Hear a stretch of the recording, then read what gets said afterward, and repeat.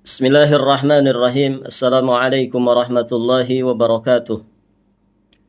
Alhamdulillah wassalatu wassalam ala Rasulillah Muhammad ibn Abdullah wa ala alihi wa ashabihi wa mawalah.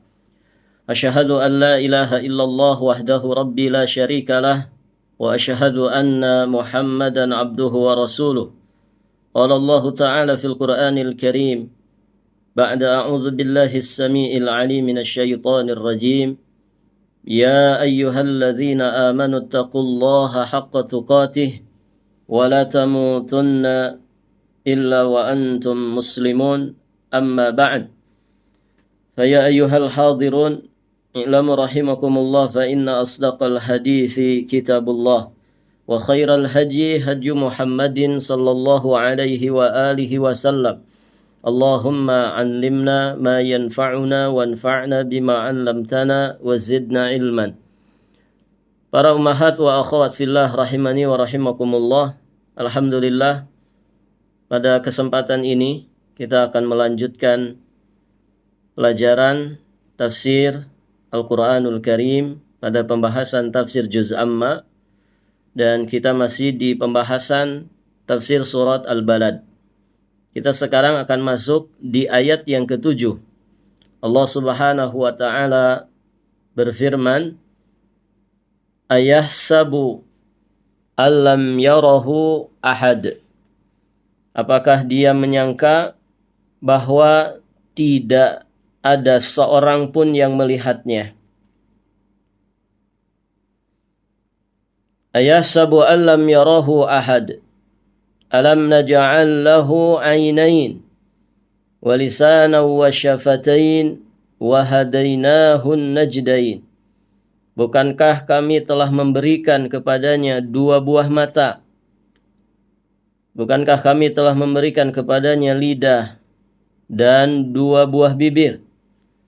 Dan kami telah menunjukkan kepadanya dua jalan. Taib, ibu-ibu yang dirahmati Allah. Di ayat sebelumnya Allah Subhanahu wa taala mengingatkan bahwa manusia tidak boleh sombong, merasa lebih hebat dari orang lain. Karena pasti di sana ada yang lebih hebat daripada dirinya.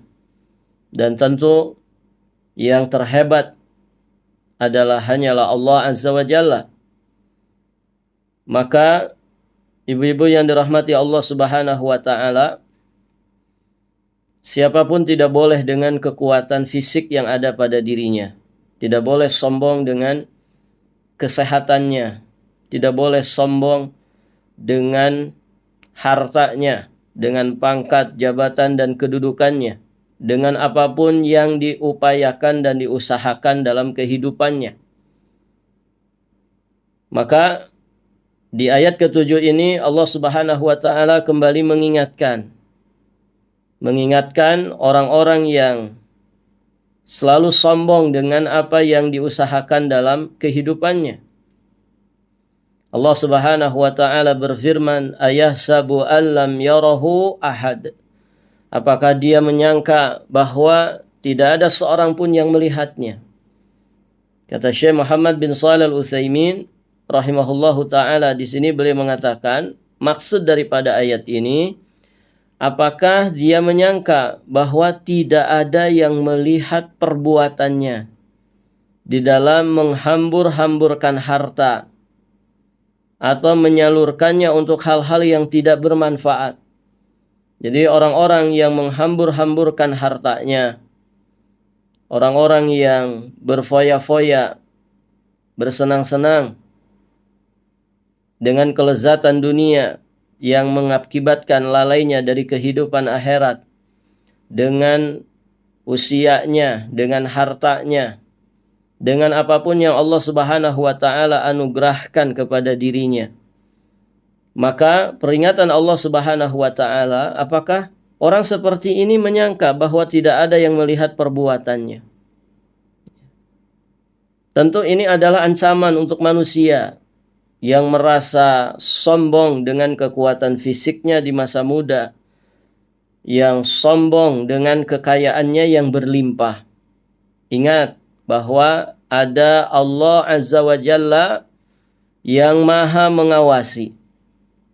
Kita sama-sama tahu, ibu-ibu yang dirahmati Allah, di antara Asmaul Husna yang dimiliki Allah Subhanahu wa taala, Allah itu punya nama Al-Alim, yang maha mengetahui.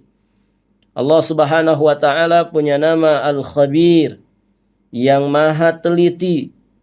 Allah Subhanahu wa taala memiliki nama Al-Basir, yang maha melihat. Allah Subhanahu wa taala juga memiliki nama Ar-Raqib, yang maha mengawasi. Dan tentu apa yang diketahui Allah, ketelitian Allah, maha melihat dan maha mengawasinya Allah Azza wa Jalla, itu ada pada puncak kesempurnaannya. Manusia punya ilmu, manusia punya sifat teliti, manusia bisa melihat dan mengawasi. Namun apa yang ada pada manusia sangatlah terbatas. Adapun apa yang ada pada Allah Subhanahu wa taala ada pada puncak kesempurnaannya. Maka itulah kenapa nama-nama Allah Subhanahu wa taala dikatakan nama yang husna. Karena kata para ulama, baligha fil husni ghayatuhu. Dikatakan husna nama Allah itu karena sampai kepada puncak kebagusannya, puncak keindahan dan juga kebaikannya. Artinya enggak ada di sana nama yang melebihi nama Allah Azza wa Jalla, baik dari sisi lafaz ataupun dari sisi maknanya. Nama Allah adalah nama-nama yang husna. Walillahil asma'ul husna. Dan hanya milik Allah lah nama-nama yang baik. Hanya milik Allah lah nama-nama yang indah. Ibu-ibu yang dirahmati Allah Subhanahu wa taala, nama Allah dikatakan husna karena mengandung sifat sempurna di dalamnya, tanpa ada kekurangan sedikit pun. Jadi maha taunya Allah, maha telitinya Allah, maha melihat dan mengawasinya Allah, itu sampai kepada puncak kesempurnaannya. Maka ketika kita memahami, meyakini nama-nama Allah Subhanahu wa taala yang tadi kita sebutkan, seharusnya menumbuhkan rasa takut kita kepada Allah Subhanahu wa taala dimanapun kita berada, dalam kondisi apapun kita.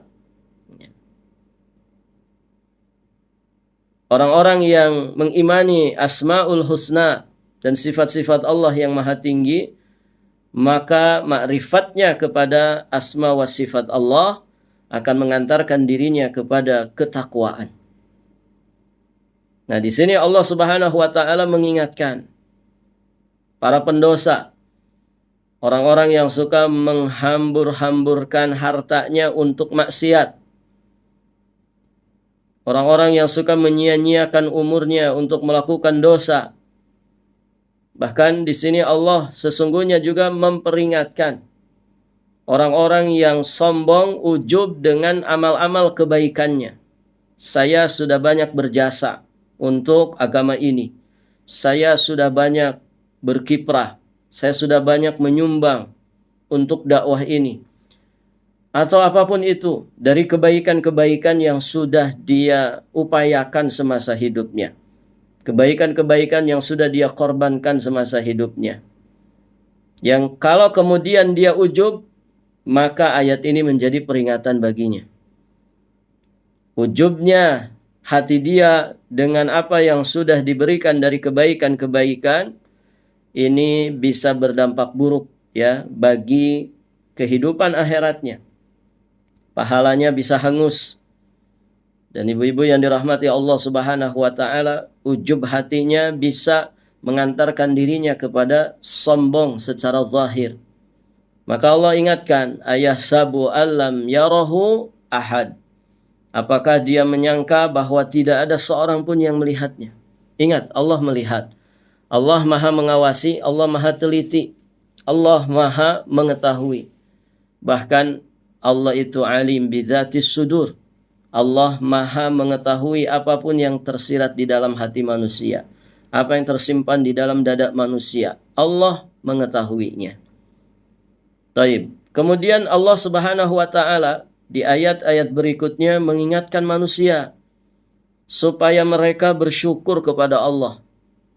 Ibu-ibu yang dirahmati Allah Subhanahu wa taala, syukur itu hukumnya wajib. Kita wajib bersyukur kepada Allah Subhanahu wa taala dengan sebenar-benarnya syukur. Syukur itu harus menghiasi keseharian kita. Syukur itu harus menghiasi lahir dan batin kita. Syukur itu harus memenuhi hati kita. Harus selalu basah lisan kita dengan bersyukur kepada Allah. Demikian pula syukur itu harus mewarnai setiap tingkah laku perbuatan kita. Kenapa demikian? Karena Allah Subhanahu wa taala pun tidak pernah berhenti memberikan nikmatnya kepada kita semua. Nah, di sini Allah Subhanahu wa taala mengingatkan beberapa nikmat besar yang seharusnya diperhatikan oleh manusia untuk benar-benar disyukuri. Kata Allah Azza wa Jalla, "Alam naj'al lahu 'ainain." Bukankah kami telah memberikan kepadanya dua buah mata? Walhamdulillah, kita lahir dalam kondisi normal. Dan sampai saat ini mata kita juga masih normal. Ibu-ibu yang dirahmati Allah Subhanahu wa taala, kita dianugerahi oleh Allah Subhanahu wa taala dua buah mata. Mata kita ini mahal sekali. Ya, kalau ada orang mau beli mata kita, satu bola mata saja, mau dibelinya dengan harga berapapun, tentu kita nggak akan memberikannya. Ada orang minta mata kita satu, dia bayar uang 1 miliar. Ya. Kita akan banyak berpikir. Ya. Bahkan kita mungkin secara langsung akan menolak tawaran itu. Artinya mata kita ini kalau dihargakan orang 1 miliar, kita nggak akan ngasih. Menunjukkan mata kita lebih mahal daripada duit 1 miliar. Maka Allah ingatkan, alam naj'al lahu 'ainain. Bukankah kami telah memberikan kepadanya dua buah mata? Tambah lagi Allah mengatakan walisana wa syafatain, dan lidah juga dua bibir. Wa hadainahun najdain, dan kami telah menunjukkan kepadanya dua jalan. Ibu yang dirahmati Allah Azza wa Jalla, kata Syekh di sini, ketiga nikmat tersebut merupakan nikmat terbesar bagi manusia. Nikmat memiliki dua buah mata. Kemudian nikmat memiliki lisan, lidah, dan dua bibir yang normal. Ini nikmat yang sangat besar bagi manusia. Ditambah lagi kita benar-benar mendapatkan petunjuk, mendapatkan bimbingan untuk bisa memahami adanya dua jalan dalam kehidupan ini, sehingga kita tidak salah di dalam memilih jalan, ya, sehingga kita bisa selamat di perjalanan sampai ke tempat tujuan. Nah, ibu-ibu yang dirahmati Allah, jadi tiga nikmat ini adalah tiga nikmat terbesar bagi manusia. Allah Azza wa Jalla berfirman, alam naj'al lahu 'ainain. Bukankah kami telah memberikan kepadanya dua buah mata, yakni sebagai alat untuk melihat. Sebagai alat untuk melihat. Penglihatan yang akan mengantar apa yang dipandang oleh mata ke dalam hati manusia. Dalam bahasa kita ada istilah dari mata jatuh ke hati. Dari mata turun ke hati. Karena apa yang dilihat oleh manusia sedikit banyaknya akan sangat berpengaruh kepada hatinya. Ibu yang dirahmati Allah Subhanahu wa taala, kalau kita melihat yang baik-baik, ya, itu efeknya ke hati juga jadi baik, begitu kan? Kalau kita melihat yang indah-indah, itu efek ke hatinya itu beda sekali.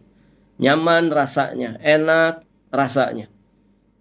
Hati kita ikut merasakan nikmatnya. Karena yang kita lihat adalah yang baik-baik, yang indah-indah. Tapi coba kalau kita melihat sesuatu yang buruk-buruk, ya, nasallallahu al-afwa wal afiyah wassalam. Misalkan ada orang melihat tabrakan, ya, kemudian korban berjatuhan, ada banjir, misalkan korban berjatuhan, ada gempa bumi, korban berjatuhan. Kita ngelihat langsung dengan mata kepala kita sendiri. Itu akan berefek kepada hati. Apa efeknya? Kita jadi sedih, jadi iba, jadi kasihan. Ya. Nah, demikianlah pandangan mata. Pandangan mata itu, ibu-ibu yang dirahmati Allah Subhanahu wa taala, akan turun ke hati kita, memberikan pengaruh ke dalam hati manusia. Maka kata Syekh di sini, jika yang dipandang merupakan perkara yang haram, maka dia akan menuai dosa. Sebaliknya, jika dia memandang perkara yang bisa mendekatkan dirinya kepada Allah, maka dia akan panen pahala. Dan jika dia memandang perkara-perkara yang mubah, yang boleh-boleh saja untuk dipandang, boleh juga untuk ditinggalkan, maka dia tidak mendapatkan pujian ataupun celaan selama pandangan mubah itu tidak menjurus kepada perbuatan-perbuatan yang diharamkan syariat. Ya, sehingga ketika mengarah kepada perkara-perkara yang diharamkan secara syariat, tentu dia akan mendapatkan dosa. Jadi ada 3 perkara yang dipandang manusia. Ada yang memandang perkara yang haram, ya, ada yang memandang perkara yang baik-baik yang mendatangkan pahala di sisi Allah, kemudian ada pandangan mubah, pandangan haram, pandangan yang halal berpahala, kemudian pandangan yang mubah. Nah, ibu-ibu yang dirahmati Allah Subhanahu wa taala, Allah ingatkan kita semua dengan nikmat pandangan ini, nikmat mata. Seharusnya kita manfaatkan anugerah 2 bola mata kita ini untuk memandang yang baik-baik saja. Yang ketika kita pandang sesuatu yang baik ini, menambah ilmu kita, menambah iman kita, dan juga memberikan semangat kepada kita untuk beramal saleh. Begitu. Jadi gunakan mata kita untuk banyak memandang mushaf Al-Quran dengan membacanya. Banyak membaca hadis-hadis Rasulullah Sallallahu Alaihi Wasallam. Kalau orang membaca berarti ada yang dilihat, begitu ya. Kemudian gunakan ya pandangan mata kita itu untuk melihat kemahabesaran, kemahakuasaan Allah Subhanahu wa taala dengan segala ciptaannya, untuk kita semakin ta'zim, mengagungkan Allah Azza wa Jalla. Maka pandangan-pandangan yang seperti itu, insya Allah pandangan-pandangan yang akan mendekatkan kita kepada Allah Subhanahu wa taala dan menyelamatkan kita dunia dan juga akhirat. Ya. Nah, itulah bentuk mensyukuri nikmat pandangan. Ibu-ibu yang dirahmati Allah.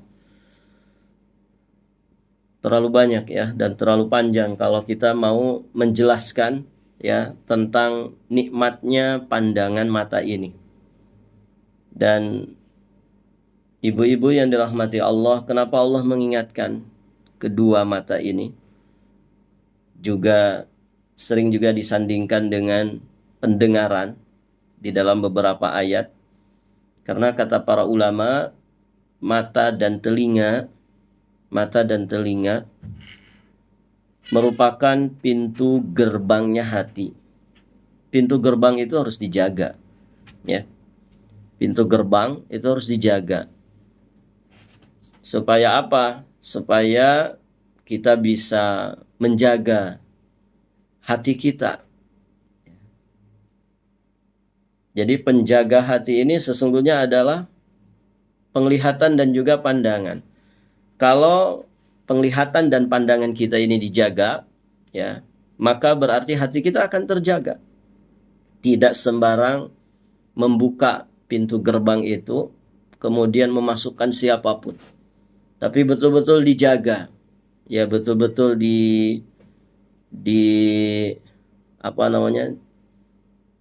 diperhatikan ini siapa yang masuk, ya. Ketika yang masuk ini yang baik-baik, maka dipersilahkan masuk. Ketika yang masuk ini adalah yang buruk-buruk, yang bisa merusak ya hati kita, ya bahkan bisa mematikan hati kita, maka pintu gerbang harus ditutup rapat-rapat. Nah, itulah gambarannya. Jadi mata dan telinga itu adalah pintu gerbang hati yang harus benar-benar dijaga siapa yang tidak menjaga pintu gerbang hati ini, maka jangan berharap punya hati yang bersih. Jangan berharap punya hati yang selamat, qalbun salim. Makanya Allah Subhanahu wa taala sering mengingatkan kepada kita semua tentang nikmatnya penglihatan dan juga pendengaran.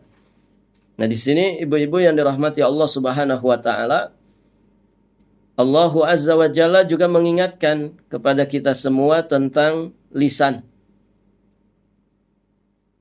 yakni lidah dan kedua bibir kita. Allah Subhanahu wa taala berfirman, "Walisanan wa syafatain." Dan lidah juga kedua buah bibir. Di sini Allah Subhanahu wa taala kembali mengingatkan, bukankah Allah Subhanahu wa taala yang telah memberikan kepada manusia itu lidah dan dua bibir? Lidah dan dua bibir ini nikmat yang sangat besar. Betapa banyak kebaikan-kebaikan dunia, bahkan kebaikan-kebaikan agama, kebaikan-kebaikan akhirat yang bisa didapatkan oleh kedua bibir dan lidah ini. Ibu yang dirahmati Allah Subhanahu wa taala, kita sama-sama tahu lidah itu untuk berbicara, dua bibir untuk bisa mengeluarkan perkataan dengan tepat. Ini juga termasuk nikmat yang terbesar. Kenapa demikian? Karena dengan dua alat ini kita bisa yu'abbir ma fi anfusina. Bisa benar-benar mentakbir. Mentakbir itu mengungkapkan, mengekspresikan apa yang tersimpan di dalam diri kita. Begitu ya. Bayangkan ketika orang itu tidak punya dua bibir, tidak punya lidah. Atau dia diuji ya dengan kebisuan. Yang biasanya sepaket dengan ketulian. Orang tuli biasanya ngerembet kepada bisunya. Ibu yang dirahmati Allah Subhanahu wa taala, ya, tanpa alat ini kita tidak akan bisa bicara. Ya. Kita tidak bisa mengekspresikan apa yang terdapat di dalam hati kita ini. Dan bagaimana manusia akan dapat menangkap apa yang diinginkan dalam hatinya. Kecuali ya dengan bahasa isyarat yang tentu meletihkan, menyulitkan dirinya dan juga orang lain akan sulit untuk memahami apa yang dia inginkan. Namun perhatikanlah, dengan nikmat Allah Subhanahu wa taala ini, Allah menciptakan lidah yang dengannya bisa berbicara dan juga dua bibir untuk mengeluarkan perkataan dengan tepat. Ini sekali lagi merupakan nikmat Allah yang sangat besar dan sekaligus tanda keajaiban ciptaannya. Perhatikan ibu-ibu yang dirahmati Allah, ucapan yang bersumber dari nafas, dari dalam paru-paru, kemudian keluar dari tempat tertentu. Jika melewati satu jalan, maka dia akan mengeluarkan satu huruf. Dan jika keluar dari jalan yang lain, maka akan keluar huruf yang lain. Sementara seluruhnya itu bersumber dari satu nafas, dari satu sumber. Tetapi ketika melewati pita-pita suara yang begitu unik, yang terdapat di kerongkongan, terdapat di kedua bibir, kemudian juga di lidah, dari pita-pita suara inilah keluar huruf-huruf. Syekh di sini memberikan contoh, engkau akan mendapati huruf ba dan shin, keduanya itu keluar dari nafas yang bersumber dari paru-paru. Namun setelah itu keduanya keluar melalui jalan yang berbeda dari mulut. Dan makhraj huruf adalah satu hal yang sangat ma'ruf, dikenal ya. Terutama dalam bidang ilmu tajwid, ilmu tahsin, ya, ilmu makharijul huruf dan sifatul huruf. Semua itu menjadi tanda-tanda kebesaran dan kekuasaan Allah Subhanahu wa taala. Ibu-ibu yang dirahmati Allah, satu ayat ini kalau kita resapi, kalau kita tadaburi dengan sebaik-baiknya, ya, maka akan menjadikan kita senantiasa bersyukur kepada Allah Azza wa Jalla. Perhatikan ya di sini, lidah, kemudian kedua bibir. Ya, dalam ilmu tajwid, ilmu tahsin, ya, kita sama-sama tahu, bahkan dalam belajar tajwid, belajar tahsin dan tartil Quran, sesungguhnya pembahasan tentang makharijul huruf dan sifatul huruf ini adalah pembahasan yang seharusnya diutamakan, didahulukan sebelum pembahasan-pembahasan yang lain. Ya, ibaratkan bangunan, dia pondasinya.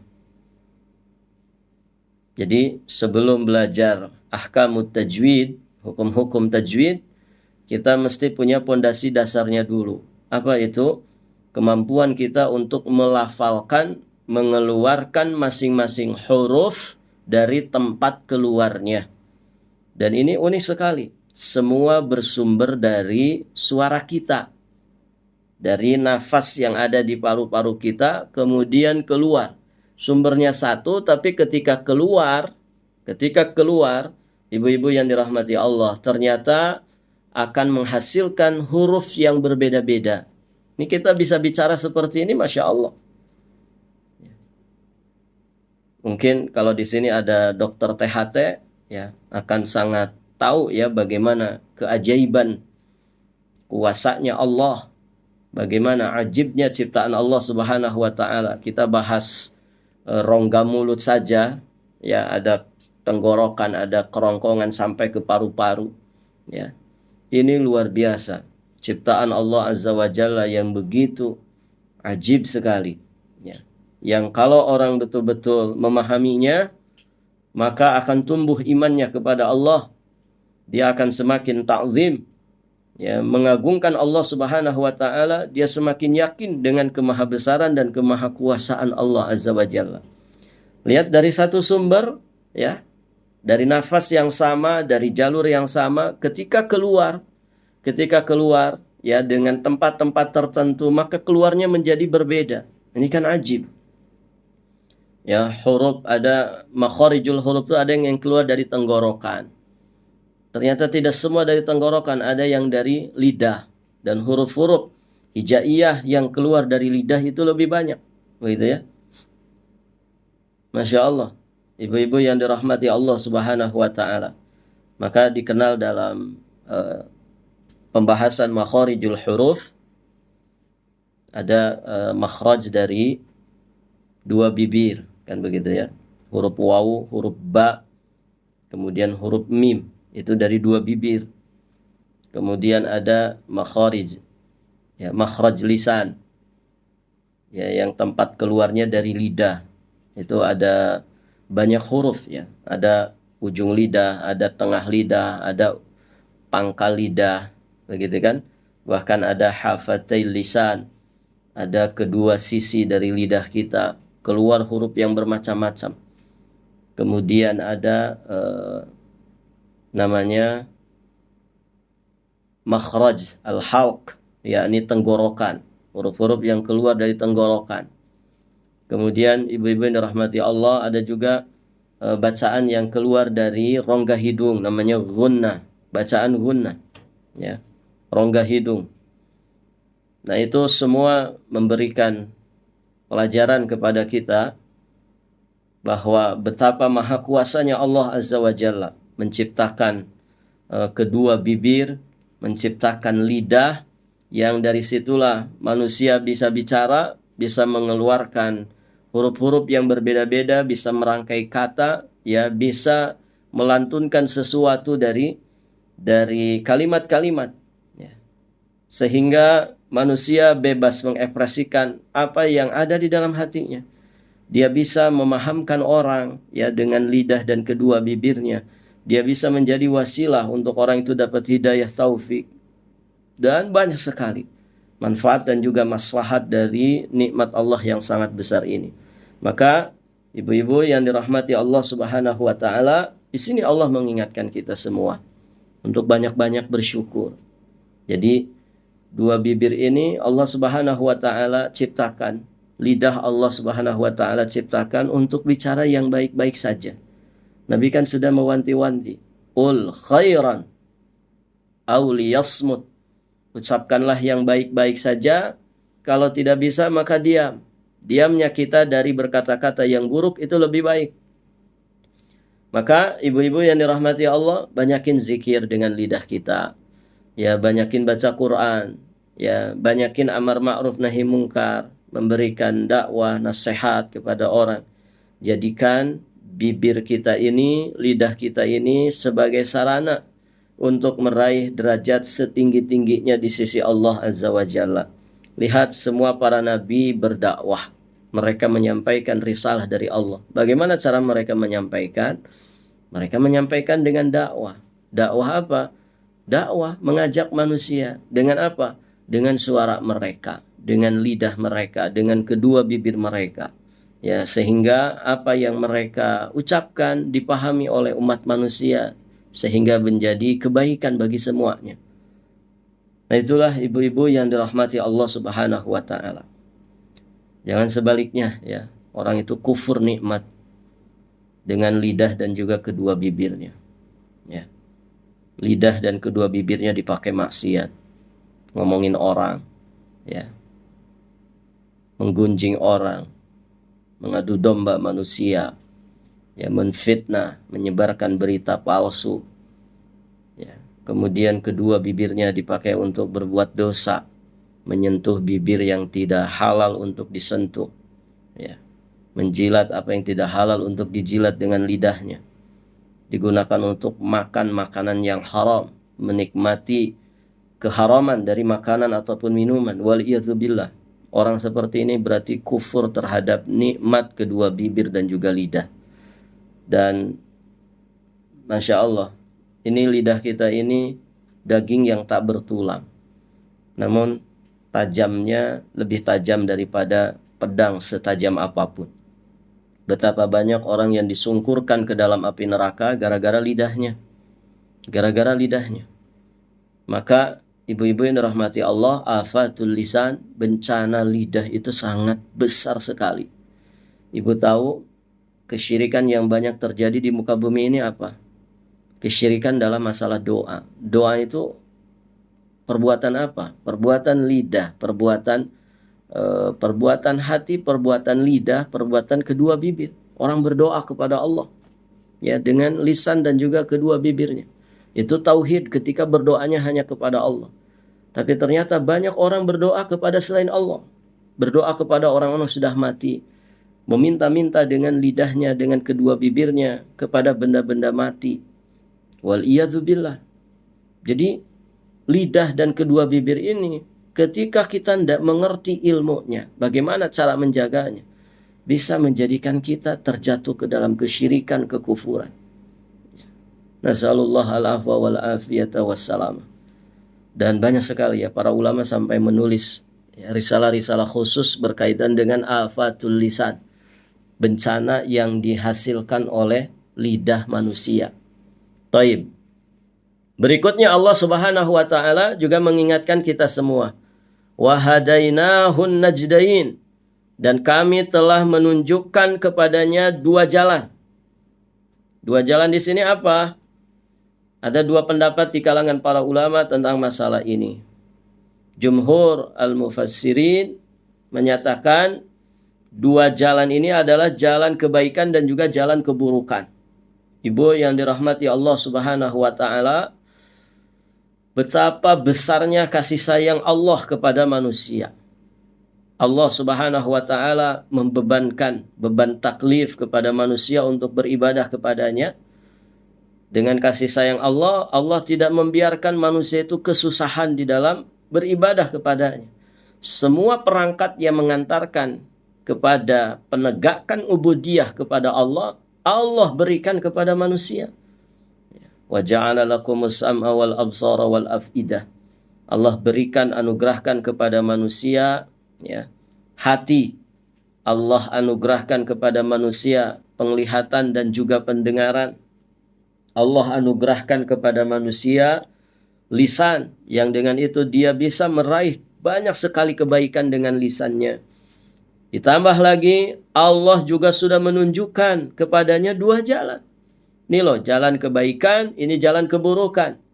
Wa hadainahun najdain.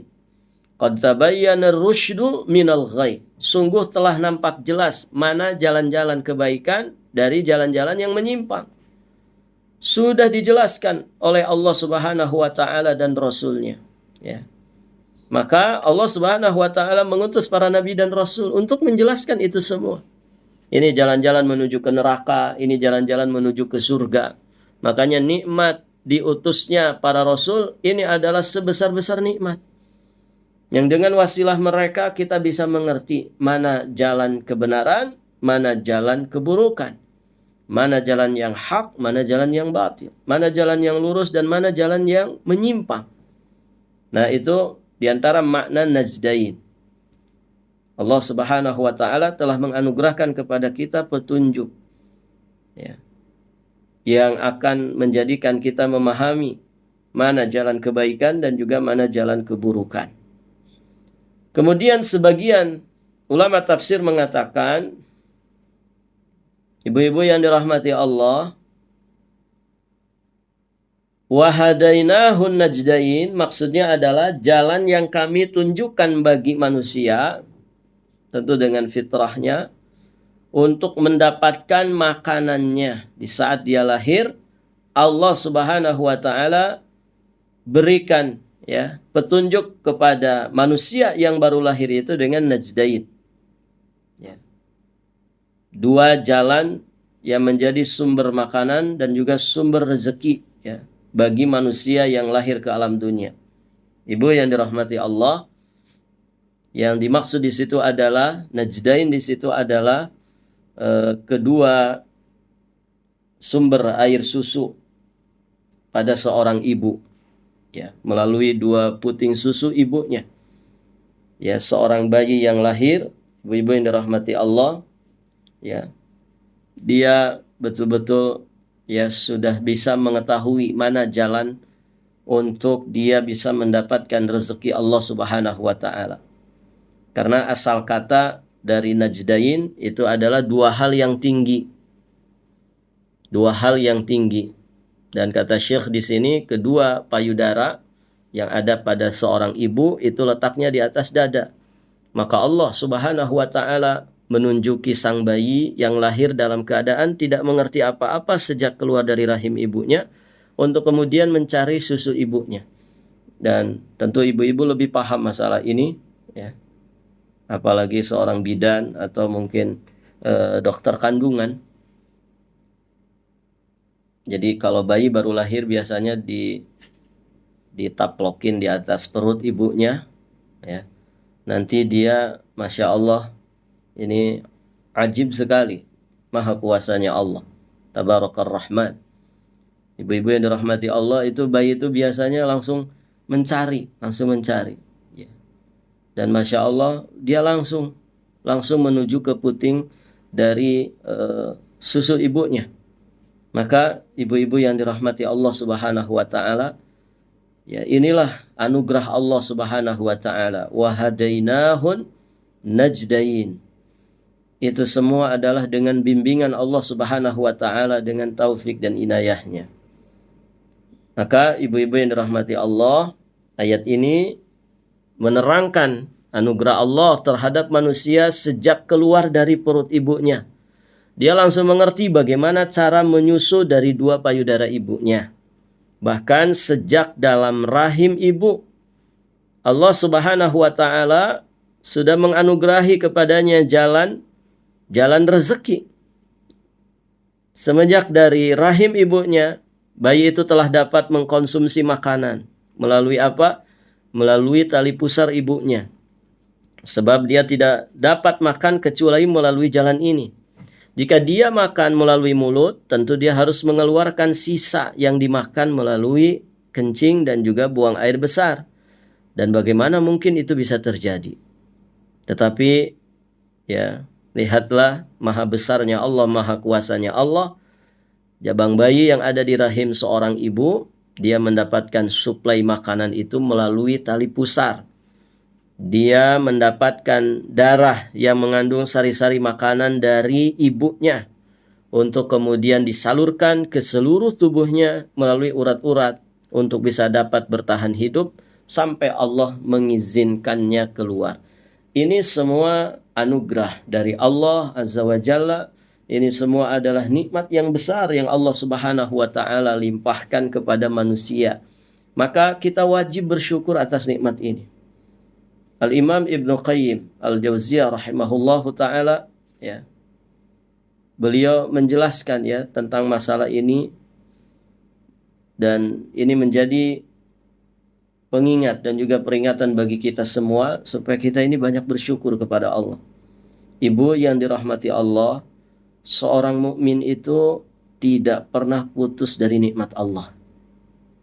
Bahkan kalaupun dengan izin dan kudrat Allah, seorang mukmin itu terputus dari satu nikmat, Allah pasti akan menggantinya dengan nikmat yang lain yang lebih banyak dan lebih lezat lagi. Dijelaskan oleh Imam Ibnu Qayyim, lihat manusia ketika diciptakan oleh Allah Subhanahu wa taala di rahim ibunya, dia mendapatkan sumber rezeki itu dari satu jalan saja. Dia mendapatkan sumber rezeki dari satu jalan saja. Tentu itu semua bersumber dari Allah Azza wa Jalla. Dia mendapatkan wasilah rezeki itu dari satu jalan di saat di rahim. Melalui apa? Melalui tali pusarnya. Melalui tali pusarnya yang nyambung kepada ibunya. Maka ya seorang ibu yang hamil, ya selayaknya makanan-makanannya dijaga. Karena apa yang dia makan akan diserap oleh si bayi. Jangan makan sembarangan. Jangan makan junk food, begitu ya.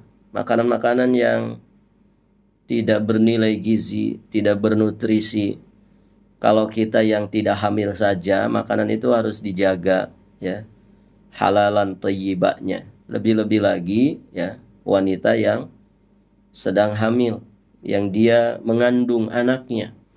Maka makanan-makanannya harus betul-betul diperhatikan.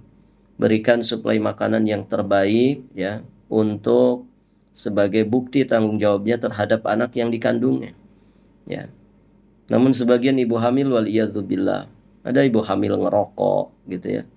Ibu hamil makan makanannya tidak dijaga, junk food dimakan, semua dimasukin.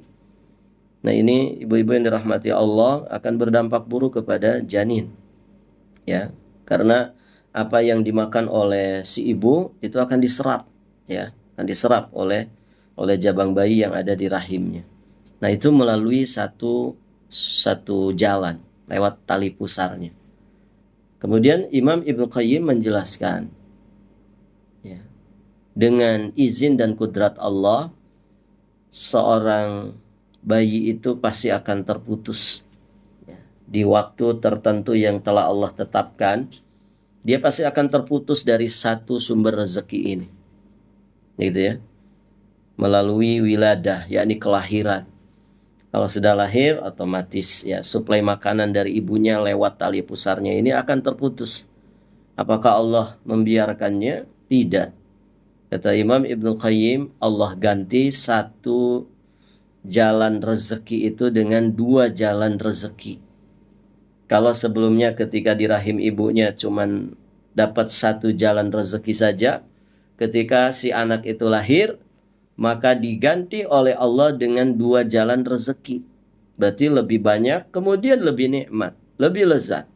Apa itu? Yakni dua jalan ASI, air susu ibunya. Sampai jangka waktu tertentu yang telah Allah tetapkan, yakni sekitar 2 tahun. Maka otomatis si bayi ini akan disapih oleh orang tuanya, oleh ibunya.